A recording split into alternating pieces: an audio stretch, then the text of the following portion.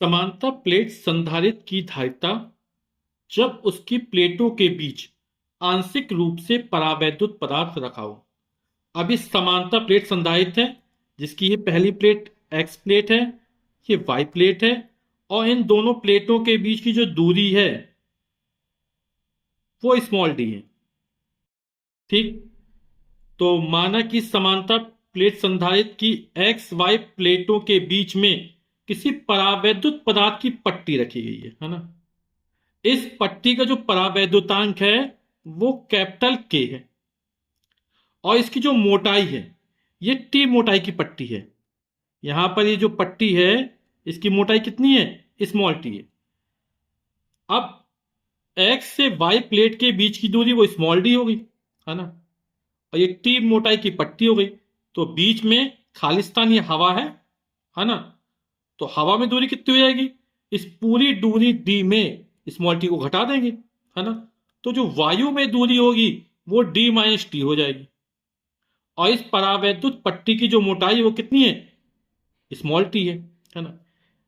समांतर प्लेट संधारित्र को पहली प्लेट को धनावेशित किया जाता है ना, और यहां पर इसको भूमि से संपर्कित कर दे दूसरी प्लेट को। अब प्लेटों के बीच पहली प्लेट धन प्लेट, दूसरी प्लेट ऋण प्लेट, है ना, पॉजिटिव ये निगेटिव, यहां वैद्युत क्षेत्र उत्पन्न होगा, है ना। तो क्या हो रहा है? वैद्युत क्षेत्र की तीव्रता की धन प्लेट से ऋण प्लेट की ओर होती है। तो यहां पर जो वैद्युत क्षेत्र उत्पन्न होगा, है ना, तो वायु में वैद्युत क्षेत्र की तीव्रता कितनी होगी? तो इसके पहले हमने समांतर प्लेट संधारित्र की धारिता का सूत्र सिद्ध किया था, है ना। तो E बराबर होगा हमारा, जब यहां क्या है वायु में निकाल रहे हैं, तो E बराबर होता सिग्मा अपॉन एप्सिलॉन जीरो, और सिग्मा बराबर होता Q अपॉन ए। तो Q upon epsilon zero A हो जाएगा। ठीक। तो ये हमने निकाली किसमें? वायु में निकाली। तो यहां पर E जीरो कर देते हैं वायु के लिए। ठीक। हम क्या करेंगे? परावैद्युत पट्टी में वैद्युत क्षेत्र तीव्रता निकालेंगे। तो परावैद्युत पट्टी में वैद्युत क्षेत्र तीव्रता कितनी हो जाएगी? इसको E से मान लेते हैं।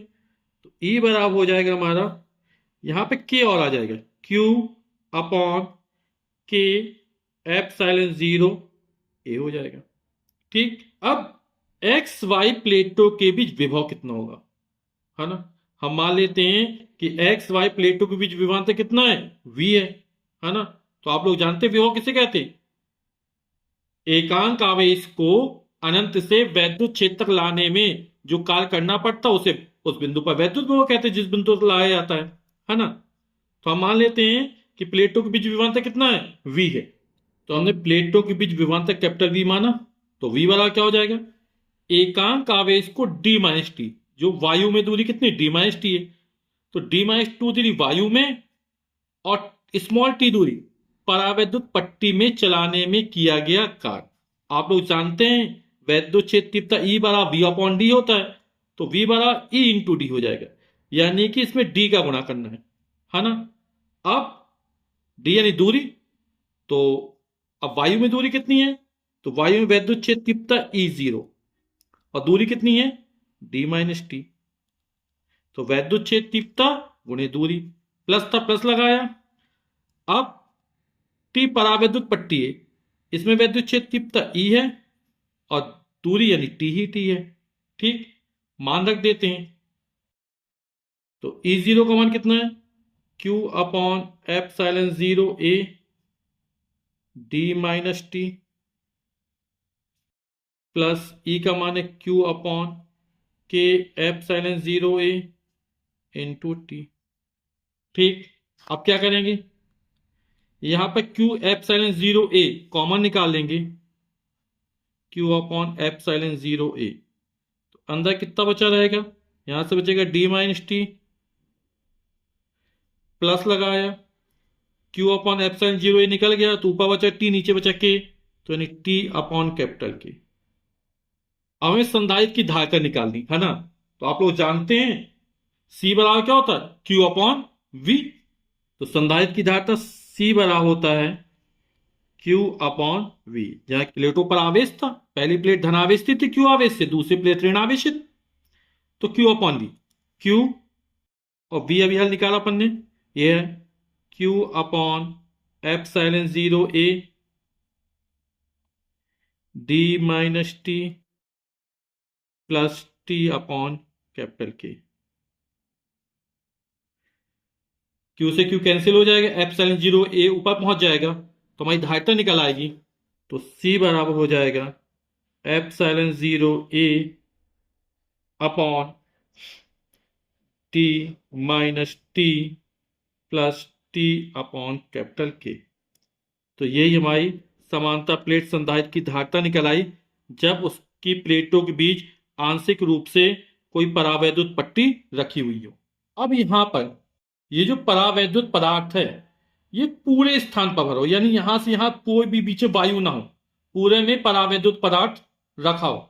तो क्या हो जाएगा, ये जो स्मॉल टी का मान है वो डी के बराबर हो जाएगा, यानी स्मॉल टी की जगह क्या रख देंगे, डी रख देंगे।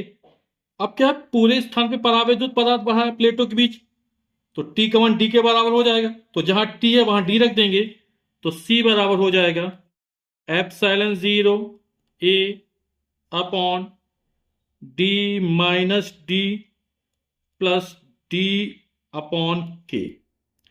तो डी से डी घट जाएगा तो बचेगा डी अपॉन के, और बटे के ऊपर पहुंच जाएगा तो ये हो जाएगा हमारा एप्सिलॉन 0 के ए अपॉन डी। ये सूत्र अपन ने कल प्रूफ किया था। अब दूसरी कंडीशन है, यदि प्लेटों के बीच पूरे स्थान में निर्वात अथवा वायु, तो जब पूरे स्थान में निर्वात अथवा वायु हो, यहां टी मोटाई की पट्टी है ये, है ना, तो इसका मान कितना हो जाएगा, 0 हो जाएगा, क्योंकि पट्टी रहेगी नहीं, पूरे स्थान पे क्या रहेगी, वायु। तो टी का मान कितना रख देंगे, 0 रख देंगे। तो तब स्मॉल टी का मान कितना हो जाएगा, 0 हो जाएगा। तो धारिता कितनी हो जाएगी, यहां टी का मान 0 तो ये 0 और 0 अपॉन समथिंग यानी 0, तो ये हो जाएगा सी बराबर एप्सिलॉन 0 ए अपॉन टी। फिर यदि प्लेटों के बीच स्मॉल टी मोटाई की धातु की पट्टी हो, अब जब धातु की पट्टी होती है तब उसका जो परावैद्युतांक होता है वो होता है इनफाइनाइट, अनंत होता है ना। तो यहां पर के का मान इनफाइनाइट हो जाएगा तो ये पूरा 0 हो जाएगा, तो डी माइनस टी बचा रहेगा। तो संधारित्र की धारिता सी बराबर हो जाएगा epsilon 0 A upon D minus T. अगली कंडीशन है, यदि दोनों प्लेटों के बीच K1 K2 K3 परावैद्युतांक की पट्टियां के बहुत सारी पट्टियां रख दी है बीच में, है ना, और उनकी मोटाई T1 T2 T3 है ना, और कुछ स्थान पर वायु भी होगी, है ना, पूरा खचाखच नहीं रखी गई है, तब कितना हो जाएगा यहां पर, तो C बराबर हो जाएगा epsilon 0 A upon D. Minus T था तो टी की जगह आ जाएगा T1 plus T2 plus T3 plus and so on, plus था टी अपॉन के, तो हो जाएगा T1 upon K1 plus T2 upon K2 plus T3 upon K3 plus and so on. इसमें एक कंडीशन और हो सकती है, अब जो प्लेटें हैं समांतर प्लेट संधारित्र की, है ना, तो उसमें पूरे ही स्थान पर पट्टियां रखी हो, है ना, जिसकी मोटाई T1 T2 T3 हो और परावैद्युतांक K1 K2 K3 हो, है ना, बहुत सारे हो, बीच में वायु ना रहो, तब क्या होगा, यहां पर जो D होगा, है ना, तो D का मान कितना हो जाएगा, T1 plus T2 plus T3 के बराबर हो जाएगा। ठीक है, तो यहां रखेंगे D का मान T1 plus T2 plus T3 जो आएगा तो ये पूरा घट जाएगा, तो हमारे ये वाला पद बचा रहेगा। पूरे स्थान पे परावैद्युत पट्टियां भरी है तो D का मान जो हो जाएगा वो हो जाएगा T1 plus T2 plus T3 plus and so on. तो जब यहां रखेंगे तो ये पूरा पद घट जाएगा, तो ये वाला पद हमारा बचा रहेगा।